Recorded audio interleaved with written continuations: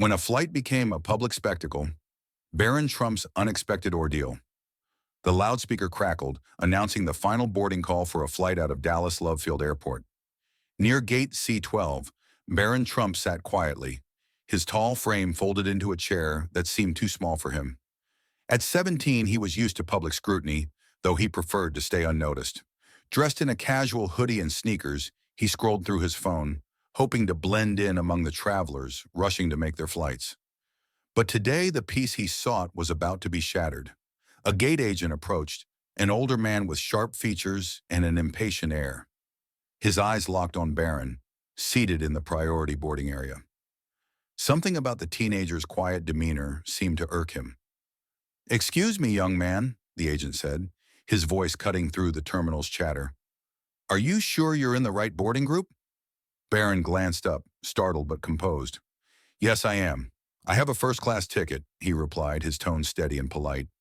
The agent's gaze shifted, scanning Barron's phone, his casual outfit, and perhaps his posture. "Can I see your ticket?" Barron hesitated. It wasn't the first time he'd been singled out for no clear reason, but something about the man's tone felt unusually sharp. Still, he handed over his boarding pass, his name plainly displayed, Barron Trump. The agent read the name aloud, pausing.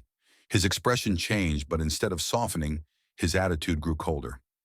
"Wait here," he said curtly before walking off. The hum of conversation in the terminal quieted as passengers began to notice the interaction. Some glanced over, others subtly pulled out their phones to record. Barron felt his face flush, but he kept his expression neutral, unwilling to give anyone more of a reason to stare. Moments later, the gate agent returned with a supervisor in tow. "There seems to be an issue with your ticket," the agent said. "You'll need to step aside while we sort this out." Barron frowned. "What issue? I booked this ticket weeks ago." The supervisor stepped forward, his tone firm.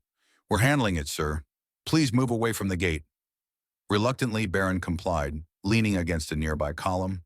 He watched as other passengers boarded without issue. The weight of their curious glances pressed down on him, and the murmur of whispers grew louder. With each passing minute, his frustration deepened. What was taking so long? Was it because of his last name? He didn't want to jump to conclusions, but this was starting to feel personal. After what felt like an eternity, the supervisor returned, his expression unreadable. "We're unable to verify your identity through the system," he said. "Do you have another form of identification?" Barron's brow furrowed. "My passport is in my carry-on bag. You didn't even check it." The supervisor hesitated, clearly caught off guard by Barron's logical response. But instead of backing down, he pressed on. "Sir, this isn't just about ID. There are procedures we need to follow." "Procedures?" Barron asked, his tone calm but edged with disbelief.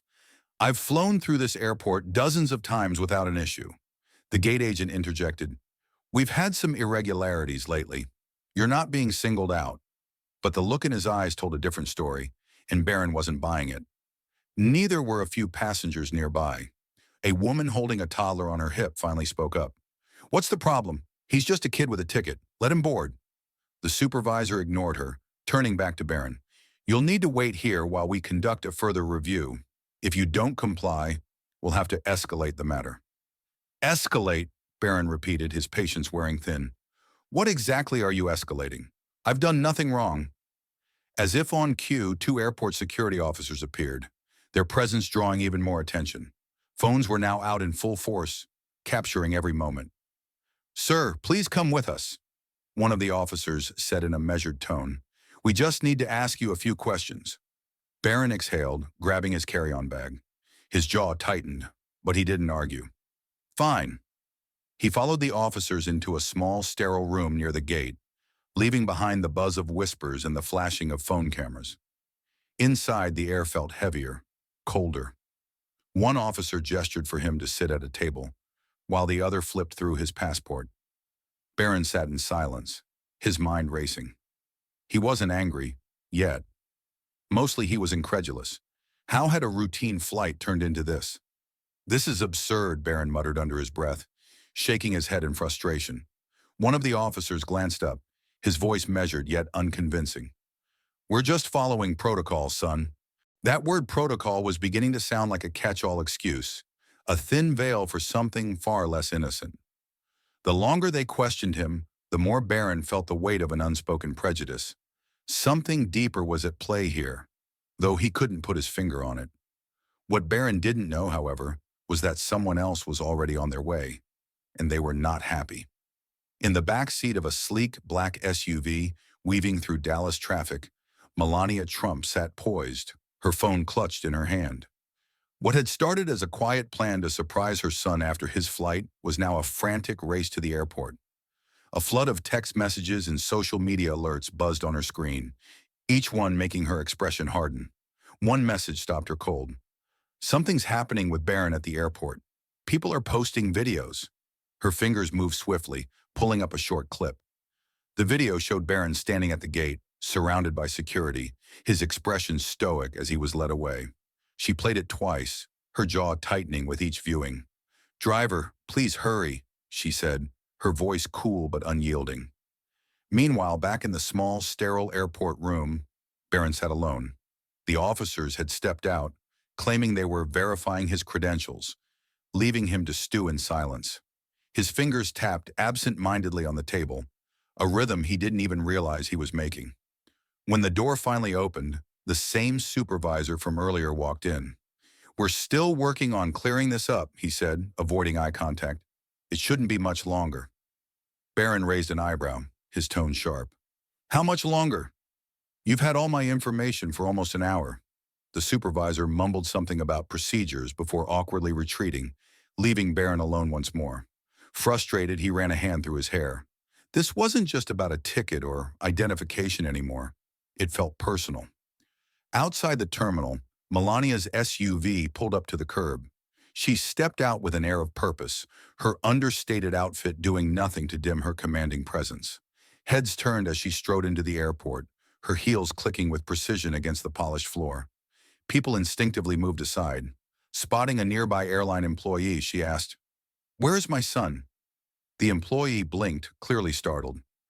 "Ma'am, I'll have to check." Melania didn't wait for an answer. Her eyes scanned the area until she noticed a cluster of security near a closed room. Without hesitation, she marched toward them. When she reached the door, it swung open, revealing Barron seated at a table and two officers standing nearby. Their expressions shifted to a mix of surprise and apprehension at the sight of her. "What is going on here?" she asked, her voice calm but razor-sharp. "Mrs. Trump," one officer stammered, fumbling for words. "This is just standard protocol." "Protocol?" she interrupted, her gaze icy. "You're holding my son in a small room with no explanation. What kind of protocol is that?" The supervisor, pale and visibly nervous, appeared behind her. "Mrs. Trump, this is all just a misunderstanding," he said hurriedly. "We were trying to verify his ticket." "A misunderstanding?" Her voice remained even, but there was an unmistakable edge. "You had his ticket, his passport, and his name. What more do you need? A handwritten invitation to board the plane?" The supervisor stammered. We flagged his name in the system, which required additional checks." "Flagged," she repeated, her tone dripping with disbelief. "Because he's my son? Or because someone decided he didn't belong in first class today?" The room went silent, the tension so thick it seemed to halt time. One of the officers finally cleared his throat. "We weren't aware of his relation to you until just now, ma'am. It's standard procedure." Melania tilted her head slightly, her lips pressing into a thin line. "So this is about his last name, isn't it?" The supervisor opened his mouth to protest, but she held up a hand, silencing him. "Save your excuses. I want to speak to someone in charge. Now." Reluctantly, the man nodded and stepped out to make a call. Melania turned to Barron, her expression softening as she placed a hand on his shoulder. "Are you okay?" Barron nodded, his voice steady but laced with frustration. "I'm fine. They're just wasting my time." She gave his shoulder a reassuring squeeze before facing the officers again.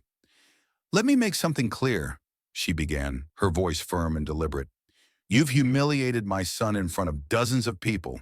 This isn't about protocol or procedures. It's about respect. And clearly, that's in short supply here."